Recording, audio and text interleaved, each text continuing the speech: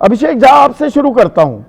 ये सुकांत मजुमदार कह रहे हैं नहीं बिहार में तो कोई मौत नहीं हुई, ये पश्चिम बंगाल में ही मौत हुई है। पहली बात तो केंद्रीय मंत्री को इतना संवेदनहीन होना चाहिए क्या? और दूसरी बात ये 1 महीने में ही ऐसा जल्दबाजी क्यों है भाई? 2 महीने में हो जाएगा, हो जाए मुकम्मल। बिहार से कुछ सबक सीख लेते। और बिहार में बीएलओज की मौत तो हुई थी, या मैं गलत जानकारी दे रहा हूं? अभिषेक झा,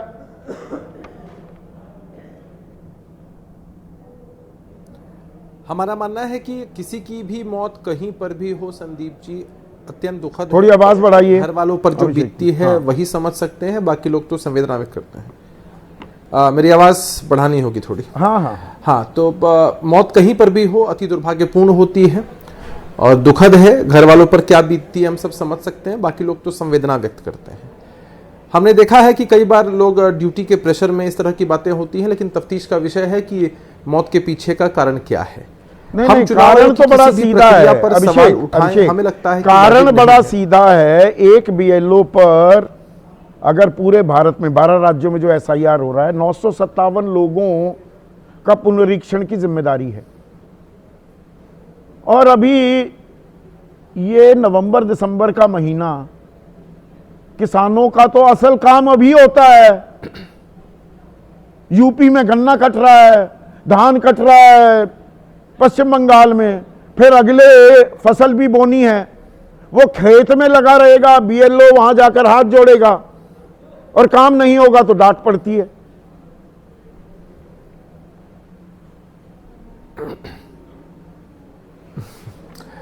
देखिए, व्यवहारिक दिक्कतें हैं, लेकिन जब आप किसी भी नौकरी में होते हैं तो आपके पास नौकरी के चैलेंजेस होते हैं।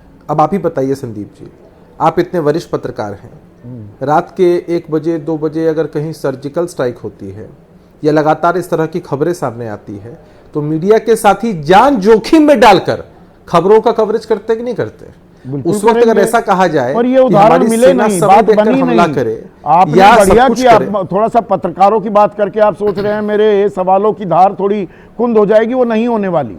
ये कोई सर्जिकल स्ट्राइक नहीं हो रही है भारतीय लोकतंत्र पर। ऐसी क्या आफत हो जाएगी कि 2 महीने में हो जाए एसआईआर या 3 महीने में हो जाए? नहीं जी, 1 ही महीने में करना है। ये किस बाबा जी ने बताया?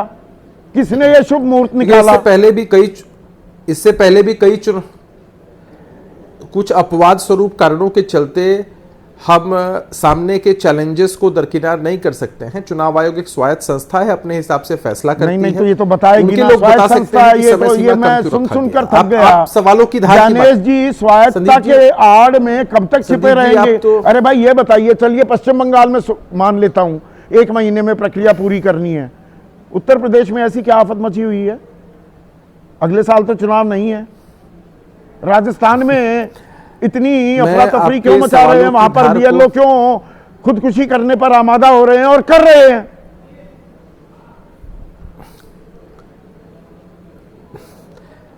चुनाव आयोग बहुत सक्षम है संदीप जी, आपके किसी भी सवाल या किसी भी राजनीतिक दल के सवालों का जवाब देने में। मैं तो आज इस जोश और उमंग में आपके डिबेट शो में शामिल हुआ था कि आज तक आपने बहुत तीखे सवाल पूछते नहीं, आपने आज तक संदीप जी मुझसे बहुत तीखे सवाल पूछे हैं और जबरदस्त सवाल पूछे हैं बिहार की राजनीतिक परिस्थितियों को लेकर, बिहार में हो रहे एसआईआर को लेकर, नीतीश कुमार जी के भविष्य को लेकर। तो मुझे तो ऐसा लगा कि शायद आप मुझे बहुत बधाई और शुभकामनाएं आज बधाई देने का काम कि लाख का नहीं होता। बातों के बावजूद पीआर जो करते हैं उनसे बधाई की उम्मीद अपेक्षा कीजिए।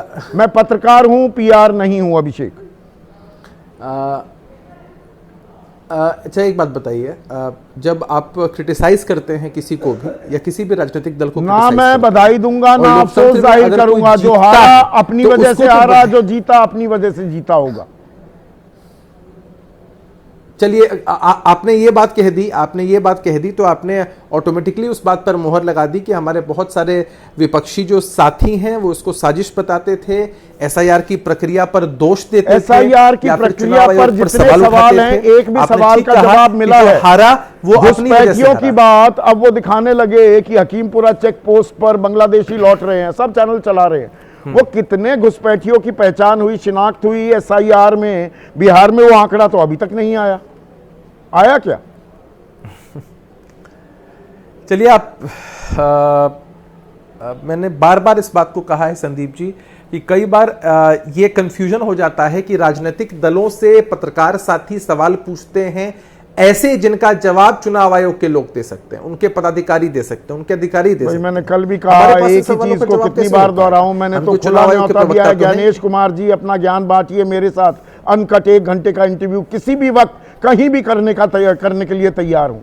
रात को आधी रात भी बुलाएंगे तो भी कर लूंगा। अब तो ये नहीं, वो तो हमको मालूम है कि आप आधी रात भी आपको बुलाएंगे तो रात के 2 बजे भी आप फ्रेश तरीके से उनका इंटरव्यू लेंगे, लेकिन ये उनका प्रेरोगेटिव है कि वो कब इंटरव्यू देना चाहते हैं। नहीं, उनका प्रेरोगेटिव नहीं होता ना। बहरहाल कुल मिलाकर बात ये है, विनोद अग्निहोत्री जी, उनका प्रेरोगेटिव है। क्यों भाई, आप संवैधानिक पद पर हो, आप जवाबदेह हो, जनता हम पैसा देते हैं तो आपकी तनख्वाह आती है, तो आपका दफ्तर चलता है, तो आपको सरकारी आवास मिलता है, आप संरक्षक हैं, प्रहरी हैं लोकतंत्र के, सवालों के जवाब नहीं देंगे। आपका प्रेरोगेटिव, आपका विशेषाधिकार, ये कैसे हो गया, ये कब हो गया? लोकतंत्र में किसी का प्रेरोगेटिव नहीं होता है, जवाबदेही होती है। एग्जैक्टली। और मैं एक सवाल पूछता हूं, यहाँ सारे राजनीतिक दलों के प्रवक्ता हैं, मलूक नागर जी बैठे हुए हैं, प्रतिनिधि हैं।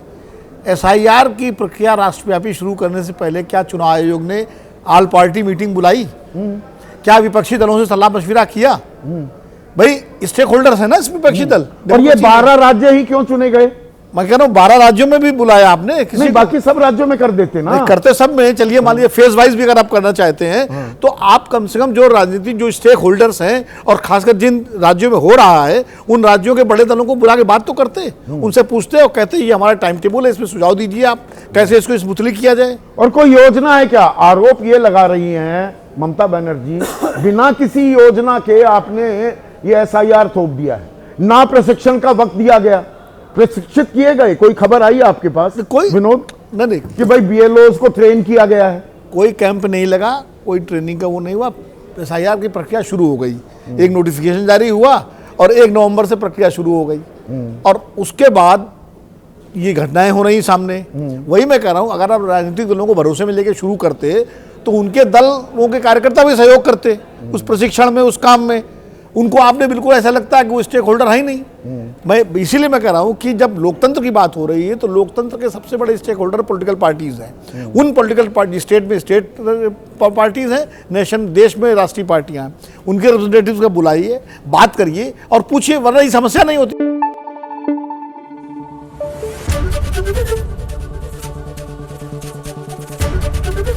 ABP न्यूज आपको रखे आगे।